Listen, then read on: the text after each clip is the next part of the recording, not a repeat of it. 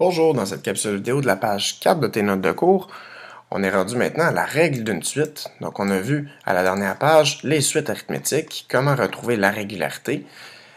Et on va continuer maintenant avec la règle d'une suite, savoir quelle est la définition et comment l'utiliser pour trouver des termes manquants. Donc la règle d'une suite, c'est une expression algébrique. Donc algébrique veut dire qu'il y a de l'algèbre, donc il y a des symboles, des lettres. Donc ça permet d'écrire une suite de façon abrégée, puis ça permet de calculer un terme d'après son rang. Par exemple, une règle comme celle-là ici nous dit que ce que ça nous dit, c'est que le terme est égal à 4 fois le rang plus 15. Donc, pour trouver le premier terme, ce qu'il va falloir faire, c'est que t est égal à 4 fois 1. 4n, c'est 4 fois n, donc 4 fois 1 plus 15. Si je veux avoir le deuxième terme, c'est t est égal à 4 fois 2 plus 15. Si je veux avoir le centième terme, t est égal à 4 fois 100 plus 15. Donc, ça permet de l'écrire de façon abrégée. Au lieu d'écrire pour calculer le terme, tu dois prendre 4 fois le rang et ensuite ajouter 15, bien, ça permet de l'écrire de façon beaucoup plus abrégée, beaucoup plus compacte, et on peut trouver un terme d'après son rang directement. Donc, pour faciliter l'écriture d'une règle, on utilise des symboles, des variables, pardon. Donc, les variables, comme n, c'est des symboles qui permettent de prendre différentes valeurs. Donc, je peux remplacer n par 1 pour trouver mon premier terme, n par 2 pour trouver mon deuxième terme, n par 100 pour trouver mon centième terme. Et les symboles utilisés sont généralement des lettres. Tu as déjà vu qu'on pourrait utiliser autre chose. On pouvait utiliser, comme tu utilisais au primaire, au lieu de n, on aurait pu utiliser une case vide. On pourrait utiliser un bonhomme sourire, on pourrait utiliser d'autres symboles, mais nous, nos symboles à nous, d'habitude qu'on utilise, c'est les lettres.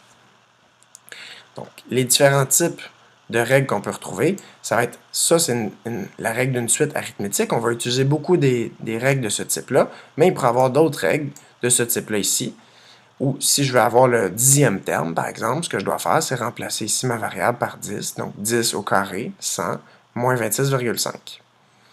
Si je peux avoir des nombres négatifs aussi. Donc si j'ai ma règle ici, je vais avoir le huitième terme. Ce que je dois faire, c'est moins 3 fois 8. Donc mon huitième terme serait moins 24. Donc on remarque ici justement que moins 3b, ça revient à moins 3 fois b. Donc pour exprimer le produit d'un nombre par une lettre, on convient d'écrire le nombre en premier et d'éliminer le signe de la multiplication.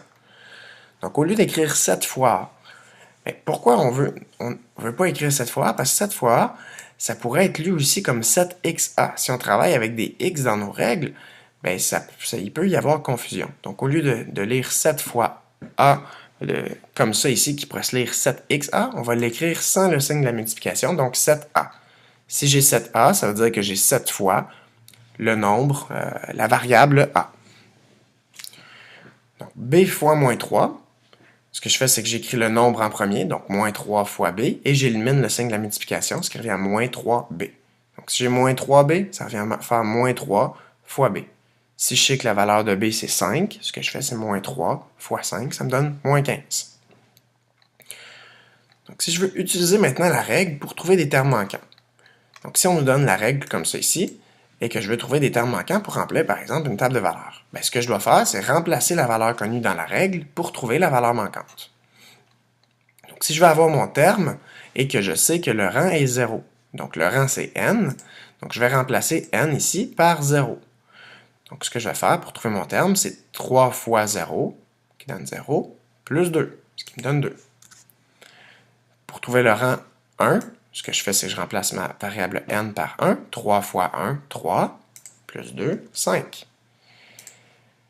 Ensuite, ma variable n, je la remplace par 2 pour avoir mon terme de deuxième rang. Donc 3 fois 2, 6, plus 2, 8. Et ainsi de suite. Pour le troisième rang, 3 fois 3, 9, plus 2, 11. Pour le quatrième rang, 3 fois 4, 12, plus 2, 14. Et 3 fois 5, 15, plus 2, 17. Ce que je peux remarquer ici, c'est qu'à chaque fois, j'ai une régularité de plus 3, ce qui est normal, puisque ici, ce qui est devant, ce qui multiplie ma variable, on appelle ça la régularité ou la raison, ou le taux de variation, comme tu verras en troisième secondaire, ça nous dit que je multiplie 3 par mon rang. Donc, c'est normal, si j'augmente mon rang de 1, ça va augmenter de 3. Donc, si ma règle avait été 4n plus 2, j'aurais eu des bons de 4. Si ma règle avait été de 8n plus 2, j'aurais eu des bons de 8. Et là, si je veux trouver directement le centième terme, je n'ai pas besoin de passer un terme à la fois, je peux y aller directement pour le centième terme en remplaçant mon n ici par 100. Donc, je vais faire t est égal à 3 fois 100 plus 2. Ça, c'est une façon d'écrire, de l'écrire avec des parenthèses. Donc, quand j'ai un nombre collé sur une parenthèse, ça veut dire qu'on les multiplie. Donc, 3 fois 100 plus 2, ce qui me donne 300 plus 2, ce qui me donne 302. Si je vois le terme de rang 25, je remplace mon rang par 25, mon rang n. T est égal à 3 fois 25 plus 2. Ma priorité des opérations dit que je fais d'abord ma multiplication. Donc 3 fois 25, 75 plus 2, ce qui me donne 77. Si je veux le rang de terme 11, donc j'ai mon terme 11, je veux savoir son rang, je n'ai pas de calcul, je le vois directement. Mon rang, c'est 3. Quelle est la régularité? Donc ma régularité ici est de plus 3. Quelle est ma suite numérique? Donc la suite numérique, c'est ma suite qui part avec mon terme de rang 1. Donc, je commence, il faut faire attention ici, je ne commence pas à 2 parce que ça, c'est mon terme de rang 0.